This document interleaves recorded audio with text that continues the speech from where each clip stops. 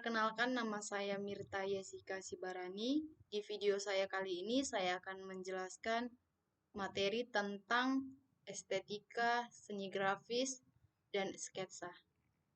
Langsung saja. Yang pertama adalah estetika. Kata estetika berasal dari kata Yunani, yaitu aesthesis, yang berarti perasaan, selera perasaan atau taste. Estetika adalah ilmu yang membahas keindahan, bagaimana ia bisa terbentuk, dan bagaimana seseorang bisa merasakannya. Teori estetika sendiri terbagi menjadi dua macam, yaitu teori objektif dan teori subjektif. Teori subjektif adalah teori yang menyatakan bahwa adanya nilai keindahan hanya tanggapan perasaan orang yang melihat karya tersebut. Yang kedua, teori objektif. Teori yang menyatakan bahwa nilai keindahan ada pada karya yang dilihatnya.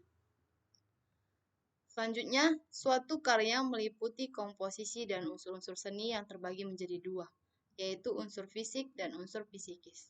Unsur fisik atau visual, yaitu unsur yang dapat dipahami secara visual seperti garis, bentuk, tekstur, nada atau gelap terang, dan warna. Yang kedua adalah unsur psikis atau psikologi, yaitu unsur yang tidak dapat dipahami secara visual, tetapi hanya dapat dirasakan secara emosi, pikiran, pandangan, gagasan, dan karakter.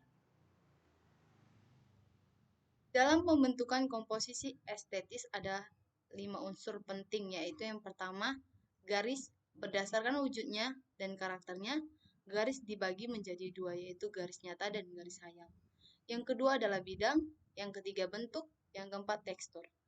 Tekstur ialah sifat permukaan luar dari suatu benda, misalnya kasar, halus, licin, atau kusam. Tekstur berdasarkan penampilannya dibedakan menjadi dua. Yang pertama, tekstur asli, yaitu tekstur bawaan secara alami yang dapat kita rasakan dengan cara dilihat dan diraba.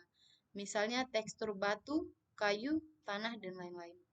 Yang kedua adalah tekstur buatan, yaitu tekstur hasil ciptaan manusia yang dapat menampilkan kesan tertentu kepada si pengamat. Bisa dibuat dengan cara digambar, dilebur, digores, digosok, atau dengan percikan bahan.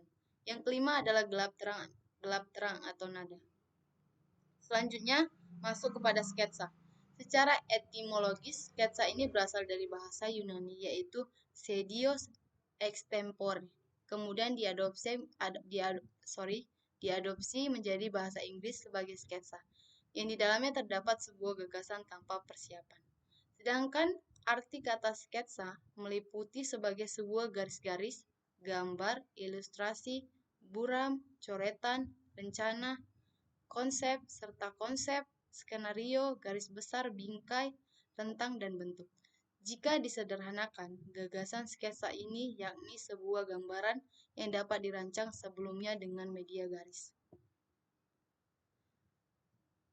Fungsi sketsa. Yang pertama, dapat meminimalisirkan suatu kesalahan dalam menggambar atau melukis.